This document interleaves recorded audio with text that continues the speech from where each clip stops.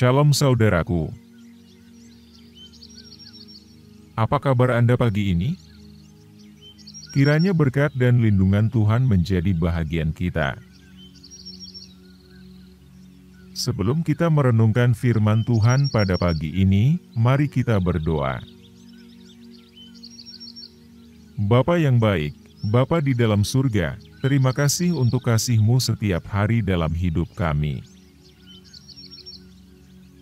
Ya Bapa, pada pagi ini kami akan merenungkan firman-Mu, kiranya firman ini boleh menjadi kekuatan untuk kami, sehingga kami akan semakin dekat dengan Engkau.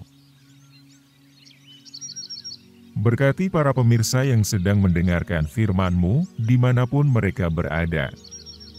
Berkati mereka dalam segala aspek kehidupan mereka, baik dalam pekerjaan, usaha, dan kesehatan mereka. Berkati hamba yang akan menyampaikan firman-Mu, agar berkata-kata sesuai dengan kehendak-Mu. Inilah doa dan harapan kami, di dalam nama Tuhan Yesus kami berdoa. Amin.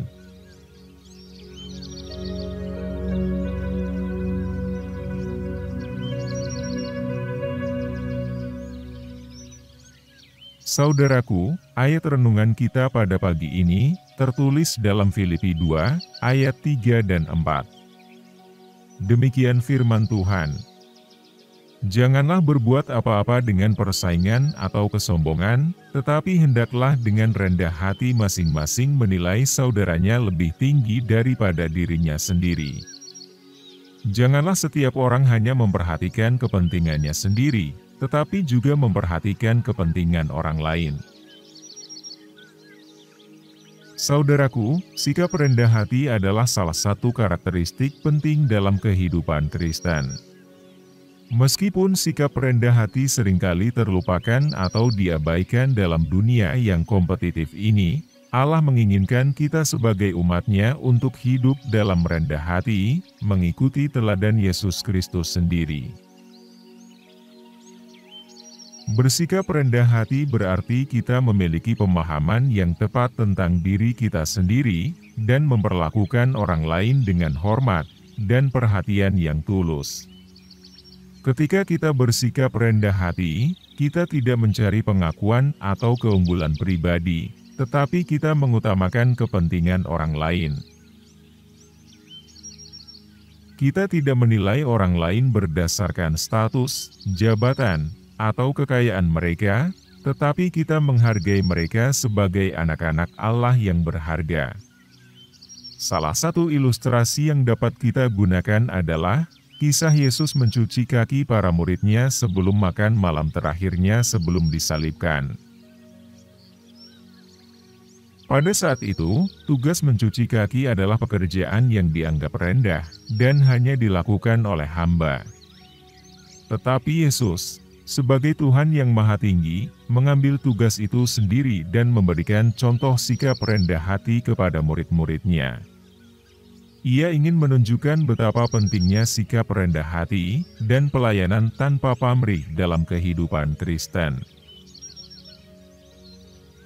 Ketika Yesus mencuci kaki para murid-Nya, Ia mengajar kita bahwa kita harus siap untuk melayani sesama, tanpa memandang rendah pekerjaan atau status seseorang. Sikap rendah hati Yesus adalah teladan bagi kita untuk mengasihi dan melayani orang lain dengan rendah hati, tanpa mengharapkan imbalan atau pujian. Saudaraku, bayangkan ada seorang pemimpin gereja yang sangat disegani oleh jemaat-Nya. Ia memiliki banyak pengikut, dan sering menjadi pembicara dalam konferensi-konferensi gerejawi. Suatu hari, di tengah pertemuan jemaat, ia memutuskan untuk menyisihkan waktunya dan membersihkan gereja secara bersama-sama dengan anggota jemaat yang lain. Ia mengenakan pakaian yang sederhana, mengambil sapu, dan dengan rendah hati membersihkan lantai gereja yang kotor. Tindakan pemimpin gereja ini mencerminkan sikap rendah hati. Meskipun ia memiliki jabatan yang tinggi dan pengikut yang banyak, Ia memilih untuk merendahkan diri dan melayani dengan tulus. Tindakannya ini tidak hanya memperlihatkan kepedulian terhadap gereja dan anggota jemaat, tetapi juga menjadi contoh bagi mereka tentang pentingnya sikap rendah hati dalam mengikuti Yesus. Ilustrasi ini mengingatkan kita bahwa tidak peduli berada di posisi apapun dalam hidup, kita selalu dapat menunjukkan sikap rendah hati. Ketika kita bersedia melayani tanpa pamrih dan memperlakukan semua orang dengan hormat, kita menjadi saksi hidup akan kebaikan dan kasih Allah dalam dunia ini. Saudaraku, dalam kehidupan sehari-hari, kita bisa bersikap rendah hati dengan memperhatikan hal berikut ini. Yang pertama, mengakui bahwa kita tidak sempurna dan belajar untuk menerima kritik dengan rendah hati. Yang kedua, menghormati dan mendengarkan pandangan orang lain, meskipun kita tidak sependapat dengan mereka. Yang ketiga, melayani dan membantu orang lain dengan tulus, tanpa pamrih. Yang keempat, mengakui bahwa semua yang kita miliki, baik itu bakat, keterampilan, atau harta, adalah karunia dari Allah, dan kita harus menggunakannya untuk kemuliaannya dan pelayanan kepada sesama. Sikap rendah hati adalah sikap yang mengubah kehidupan dan membangun hubungan yang sehat dengan Allah dan sesama. Ketika kita bersikap rendah hati, kita mengikuti teladan Kristus dan memuliakan nama-Nya dalam segala hal. Saudaraku, ketika kita mengakhiri renungan ini tentang bersikap rendah hati menurut Kristen, penting bagi kita untuk menyadari bahwa sikap rendah hati bukanlah tindakan sekali-kali, tetapi merupakan gaya hidup yang berkelanjutan. Allah memanggil kita untuk hidup dalam rendah hati setiap hari, mengutamakan kepentingan orang lain, dan mengikuti teladan Yesus Kristus. Dalam dunia yang seringkali didominasi oleh kepentingan diri sendiri, sikap rendah hati adalah cahaya yang menyinari kegelapan.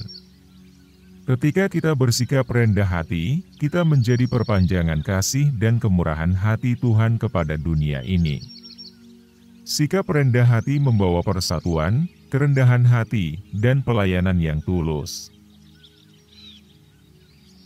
Marilah kita menanamkan sikap rendah hati dalam hidup kita sehari-hari, dengan menerima diri kita yang tidak sempurna, melayani orang lain dengan sukacita, mendengarkan dengan penuh perhatian, dan menghargai nilai dan martabat setiap individu. Melalui sikap rendah hati, kita dapat membangun hubungan yang lebih baik dengan Allah dan sesama, serta menghormati panggilannya untuk menjadi saluran berkat bagi dunia ini. Semoga renungan ini mengilhami dan mengingatkan kita untuk selalu mengejar sikap rendah hati dalam segala aspek kehidupan kita. Kiranya Tuhan memberkati dan memberikan kita kekuatan untuk hidup dengan rendah hati, menjadikan kita alat bagi kemuliaan-Nya dalam dunia ini. Amin.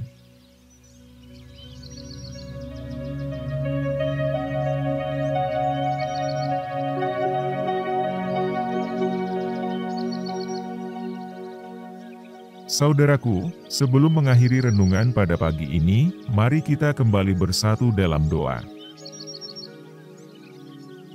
Bapa yang baik, terima kasih untuk firman-Mu pada pagi ini.